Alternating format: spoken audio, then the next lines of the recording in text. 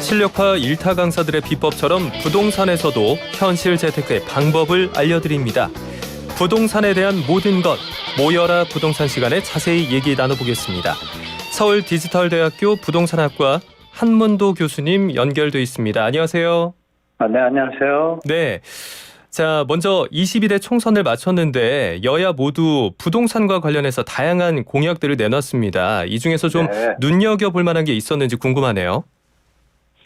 일단 GTX 연장에 대해서 여야가 같은 방향을 취하고 있고요. 네. 일기신도시법도 한다시피요. 그 부분에 대해서는 조금 기대감이 있겠지만요. 나머지 부분은 여당과 야당의 입장이 많이 틀린 법안들이 많습니다. 법을 개정해야 되는 사항들의 공약이 많았거든요. 네. 재건축 초과이익 환수라든지 안전진단, 폐지 수순 이런 것들. 이런 것들은 다 법을 고쳐야 되거든요. 네. 공시가격 또 부동산 공시법을 고쳐야 되고요. 공시가격 현실도 이제 좀 어렵게 됐고, 그래서 말씀드린 두 가지 외에는 특별히 올 것은 없다고 저는 말씀드리고, 다행히 이거는 한번 생각해 보셔야 될 것 같습니다. 여당에서 추진하던 부동산 연착륙을 위한 활성화 정책이, 네네. 부자 감세라든지 투기 조장이라든지 이런 비판에서 자유롭지는 않았지만, 그 부분들이 약간 제동이 걸릴 것이다라고 예측하고 시장에 대처하셔야 될 것 같습니다. 네. 자, 그럼 GTX-A 개통에 따른 그 동탄 부근과 관련한 부동산 개발 이슈, 그리고 또 일기 신도시 재개발, 재건축 관련한 이슈, 이런 것들에 대해서는 좀 합의가 이루어지고 있지만 나머지 부분에 대해서는 법을 고쳐야 된다라는 그런 말씀이신 거죠? 네, 그 조항 때문에 야당과 여당의 입장이 상반되기 때문에요. 나머지 나왔던 정책 대책들은 좀 실행되는데 좀 애로사항이 좀 생길 것 같습니다. 네. 자, 그러면 일각에서 이 집값 회복세와 신생아 특례대출 같은 정책금융 상품이 매수 심리를 자극하고 있다는 분석도 나오고 있는데, 일단 총선 이후에 부동산 시장에 대한 전반적인 전망을 좀 부탁드리겠습니다. 네. 매수 심리를 자극하고 있다는 분석은 분석이 아니라 팩트죠. 사실이죠. 왜냐하면 장기 저리의 어떤 금리를 활용하다 보니까 매수 여건이 좋으니까 당연히 수요를 자극하게 되고, 신생아 대출론에 해당되는 수요자분들은 당연히 이번 기회에 이걸 활용하려고 주택 매수에 나설 겁니다. 그래서 그 부분이 제가 볼 땐 한 4월, 5월, 6월 한 3달 정도는 좀 매수 심리를 자극할 것 같습니다.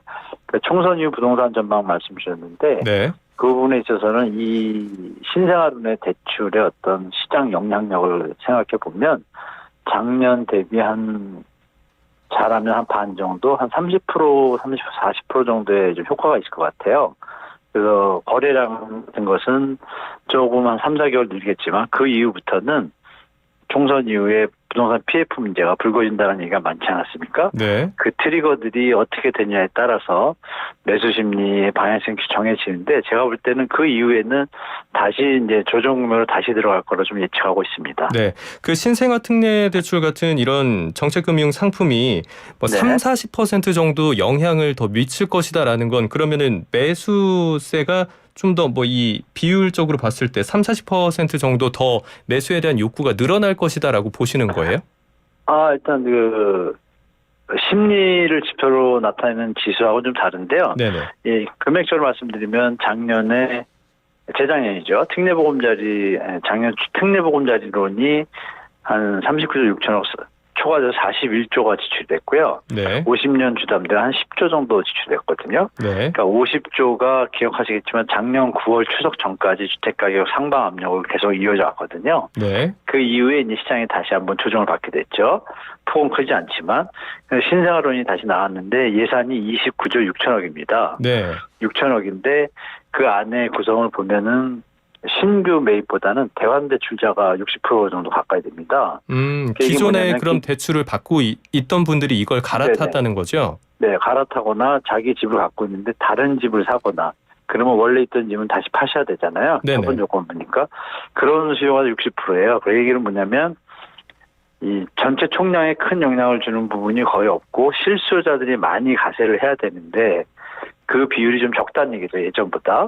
신생아론을 활용하는 실적인 분들이 좀 적다는 얘기죠. 무주택자 중에. 네. 그 얘기는 뭐냐면 수요 여력이 예전보다 좀 힘이 약해진 거고 그럼에도 불구하고 금액적으로만 볼 때 주택의 거래 건수가 어느 정도 늘어날지 보면 반 수준이니까요. 그러면 작년에 9개월 정도 효과가 유지가 됐으니까 올해는 한 4개월 유지될 수 있다라는 예산이 나오잖아요. 네. 그래서 제가 3월, 4월, 5월, 6월 정도면 이게 다시 작년 추석 이후처럼 시장이 그런 방향으로 갈 게 좀 많이 좀 추측이 된다고 말씀드립니다. 네.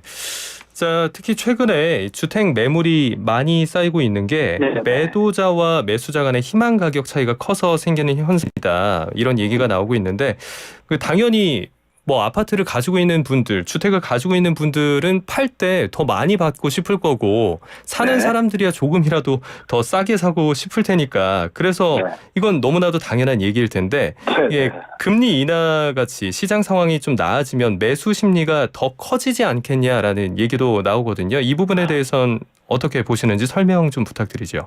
근데 그거는 전형적인 언론에 예전에 그 영끌 완 시절이 있었잖아요. 네. 그때도 금리 인상이 시작되면서 큰 폭의 조정이 있기 전까지도 언론들은 지금과 똑같은 보도 형태를 취했습니다. 그러니까 여러분, 우리 청취자분들이 좀 이해해 주실 게 과연 지금의 주택 가격이 적정한지는 다시 한번 체크를 해 보셔야 되고, 그다음에 금리 인하라는 것이 네. 미국하고 우리가 금리 인하하는 게 아니지 않습니까? 네. 미국 금리 인하가 마치 우리가 금리 인하한다고 확정적으로 말할 수는 없죠. 네네. 그럼 미국이 금리 인하를 했을 때 지금 미국의 연준의 어떤 스탠스를 보면 4.5가 최대입니다. 마지노가. 네. 그리고 어쩌면 4.75에서 멈출 거거든요. 그럼 우린 3.5, 거의 4.75인데 우리는 금리를 인하할 여력이 좀 약합니다. 게다가 부동산에 대한 투자 심리가 아직도 남아있기 때문에 가계부채 문제나 이런 걸 생각할 때 하는 총재도 분명히 이 부분에 대해서는 표명을 하셨지 않습니까? 네. 부동산 가계부채가 너무 심각하다. 조정 들어가야 된다. 아니면 재정이나 통화정책에 문제가 생기면 나라가 망하는 지름길이다. 이런 표현을 했기 때문에 한국의 금리는 쉽게 나오기가 힘듭니다. 다만 부동산 PF나 자영업자들 이자 부담 때문에 내리고 싶은 욕망도 분명히 있습니다. 네네. 이런 부분이 한 번에 결정할 수 있는 사안이 아니기 때문에 쉽게 인하라는 걸 예측하는 것은 좀 빠릅니다. 그래서 제가 볼 때 올 연말까지 미국이 최대 1% 내린다 해도 한국은 0.25 선에서 그칠 겁니다. 제가 볼 때. 네. 많으면 0.5겠죠? 네. 그러면 3%잖아요. 중요한 건 이 시장 금리가 또 그렇게 안 받쳐주거든요. 그런 상황이 되면 아시는 것처럼 지금 환율이 올라가고 이러면서 조달 금리가 올라가고 이런 여러 현상들이 연이어지지 않습니까? 네. 시장과 기준금리는 또 다른 점이 있다는 걸 뭐 청취자분들 좀 아실 텐데요. 그런 부분을 총체적으로 보셔야지 그냥 단편적으로 금리 인하, 미국의 금리 인하면 시장이 낮아진다. 모든 경제 상황이 똑같은 상황이라면 맞는 말씀인데 우리나라의 경제 상황과 미국과는 일단 다르고요. 네. 그리고 지정학적인 리스크에 대한 갭차에 대한 금리 차도 지금 보존이 안 되고 있고 전쟁 리스크가 아직도 남아있고 유가가 폭등한다든지 이런 것들이 이어져 있지 않습니까? 그러니까 이런 네. 것들을 종합적으로 보시면 미국의 금리 인하가 우리 부동산 시장에 영향을 줄 거다. 그냥 그 내피셜이라고 봐야겠죠. 제가 볼 때. 그냥 개인적으로 판단이 분석하는 그냥 개인 의견 중에 하나일 것이다라는 말씀이신 것 같은데 자 그렇다면 저는 이제 교수님께 개인적으로 다시 한번 여쭤보고 싶은 게 최근에 네. 뭐 많은 경제학자분들이 방송에 출연해서 얘기하시는 것 중에 하나가 네. 그래도 한 6월쯤을 우리가 주목해 봐야 되지 않겠냐 그때쯤이면 뭐 미국의 연준이 기준금리를 좀 인하 한 번 정도 해주지 않겠냐라고 하고 물론 우리나라가 또 그에 따라서 기준금리 인하하는 데는 시간이 좀 더 소요되겠지만 따라가게 된다면 올해 안에 우리도 인하될 수 있지 않을까라고 했는데 그 부분에 대해서는 좀 불확실하다라고 보시는 건 거죠? 불확실한데 이제 비중을 따지자면 가능성 면에서는 가능성을 따져보면 따라서 어느 정도 조정을 할 수 있는 여력은 미국보다는 약하지만 미국은 경기가 좋잖아요.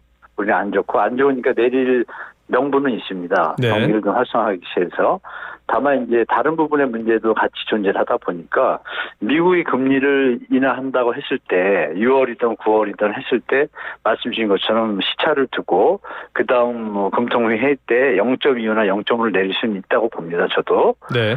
다만 그 내렸을 때 그 시차가 최소 3개월에서 6개월이거든요. 네네. 그러면 제가 볼 때는 올 연말까지는 대한민국이 따라간다고 할 경우도 0.5까지 내리긴 좀 부담이 되거든요. 0.5 내릴 수도 있습니다. 네네. 중요한 건 시장에서 3.5%에서 3% 내렸다고 했을 때 시장이 과연 살아날 수 있는 수준의 주택가격 수준인지 그리고 국민들의 소득 수준이 나아지고 있는지를 봐야겠죠. 네. 가처분 소득이 마이너스 3.9%니까 그걸 계산해보면 또 이게 제로 베이스가 되거든요. 네. 그래서 저는 이제 매수 심리가 물론 심리적으로는 금리 인하니까 도움이 되겠지라는 그 기본적인 이론은 맞는데 환경이나 펀더멘탈이나 이 팩트들이 그거를 제대로 못 받쳐주면 그게 잘 효과가 없는 경우가 많거든요. 이제 그럴 거라고 저는 이제 예측을 하고 있습니다. 네, 그렇군요.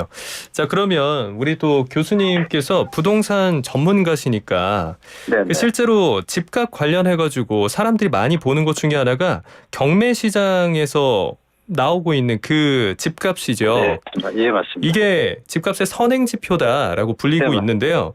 네네. 경매 시장에서도 온기가 돌고 있다는 그런 기사들이 많이 나오고 있습니다. 수도권 네네. 아파트 경매 낙찰가율이 1년 8개월에 최대치를 기록했다고 해요. 이 부분에 대해서도 네네네. 좀 간단하게 소개해 주시죠.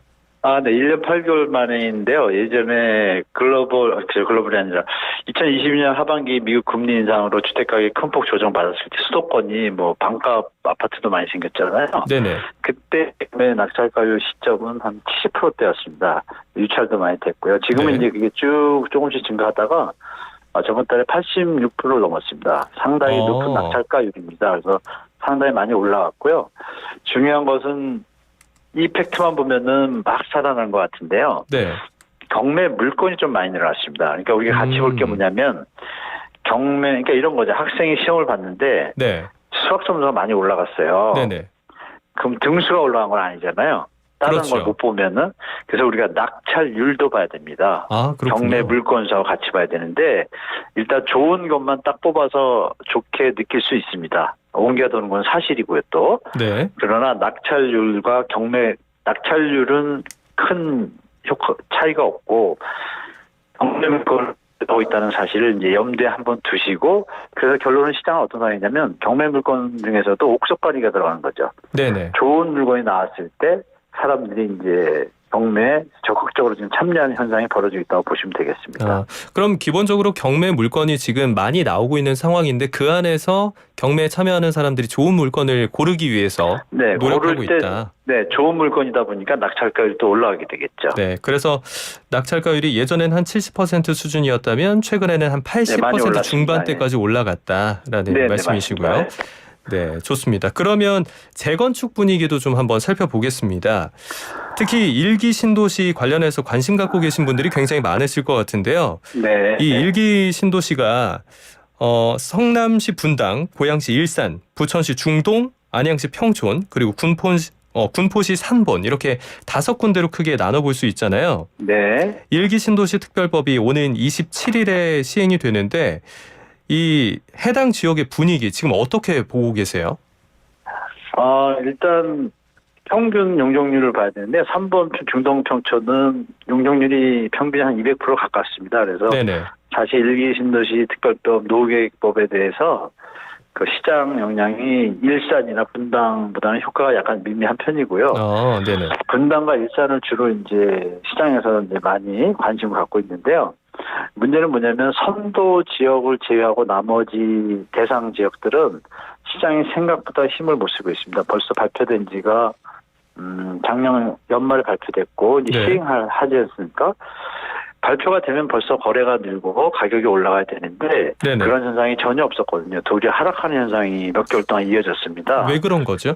그 이유는 뭐냐면 이 노후계획 도시특별법 통과된 내용의 그 내용을 들여다보면요. 사업의 형태라고 정리가 되어 있는데요. 네네. 거기 한 몇 가지가 있는데 그중에 순서를 말씀드리면 이렇습니다. 도시정비법, 도시민 주거정비법에 의한 재개발 재건축 이 1번이고요. 네. 2번이 리모델링. 여기서 말씀드릴 게 벌써 재건축 그대로 한다는 거잖아요. 네. 리모델링은 또 리모델링도 한다는 거고 그다음에 역세권 또 선도죠. 이렇게 구분해놨습니다. 도시개발, 그러니까 예전 원칙적인 원론적인 개발 방식에 보고 거기서 선도 생겼고요. 그러면 선도에 따른 새로운 어떤 패러다임 사업 환경이 되겠지만 나머지 현장들은 기존의 법의 테두리에서 움직이는 형태로 움직입니다. 네. 그러다 보니까 그러면 마스터 플랜으로 블록별로 묶어서 한다고 하니까 그 블록별로 가느니 이미 이것과 상관없이 도정법에 의해서 현장 자체에서는 재건축을 스스로 주민들이 추진할 수 있는 법적인 환경이 되었거든요. 네. 일기 신도시법과 상관없이. 그러니까 주민들이 어떤 일이 벌어지냐면 이거 일기 신도시법 노후 마스터 플랜 나오는데 내년이고 후년이고 뭐 지자체에서 또 계획 나야 되고 이거 3, 4년 흘러가거든요. 그거 기다리느니 우리가 먼저 진행하자. 아니면 또 블록별로 개발할 때 순환 개발이니까 맨 처음에 하는 블록은 빨리 개발이 되겠지만 재건축이 네. 저 후순위인 경우는 이게 몇 년이 될지 모릅니다. 5년씩 잡으면 블록이 만약에 10개, 15개라고 하면 10번째 해당되는 블록은 5년 차로 텀을 두면 50년이 되지 않습니까? 네. 그러니까 이게 20, 30년 뒤에 순번이 올 수 있다라는 어떤 약간의 모호한 어떤 로드맵 때문에 현장들이 자체적으로 리모델링을 하던 현장들은 리모델링을 계속 추진하려고 하고 왜냐하면 법에 이렇게 되어 있으니까요. 네네. 다만 정부는 그걸 마스터 플랜을 짜고 싶어 하죠. 그 마스터 플랜이 아직 안 나왔고 그러니까 이제 불확실성이 높아지니까 네네. 시장이 힘을 좀 못 받고 있습니다. 거주민들의 입장과 또 정부가 추진하고 있는 이 일기 신도시 특별법에서 그 계획하고 있는 부분에서 100%다 일치하지 않는 그런 모습을 좀 보인다라는 그런 말씀이신 것 같은데. 예를 들면 이런 겁니다. 그 분당구의 정자동 같은 경우는 2007, 8년도에 입주한 아파트가 있어요. 네네. 그 아파트들은 3, 4년 뒤가 돼야 지정을 받을 수 있기 때문에 지금 이 법하고 또 맞질 않아요. 네. 그럼 블록 개발에서도 이게 마스터 플랜 짤 때 약간의 좀 여러 가지 하여간 좀 조그만 문제들이 전체적인 그림을 짜는데 시간이 걸린다는 걸 좀 시간이 걸릴 거라는 어떤 예측들이 좀 많아요. 그러다 그렇군요. 보니까 시장이 약간 힘을 잃습니다. 일시적으로. 네, 알겠습니다. 오늘 이제 부동산 관련해서 다양한 이슈 또 다양한 주제로 이야기를 좀 나눠보면서 더 들어보면 좋겠는데 시간 관계상 오늘 이야기는 여기까지 들어보겠습니다. 부동산 관련해서 현실 재테크 비법 알려주신 서울디지털대학교 부동산학과 한문도 교수님이었습니다. 고맙습니다. 네, 감사합니다.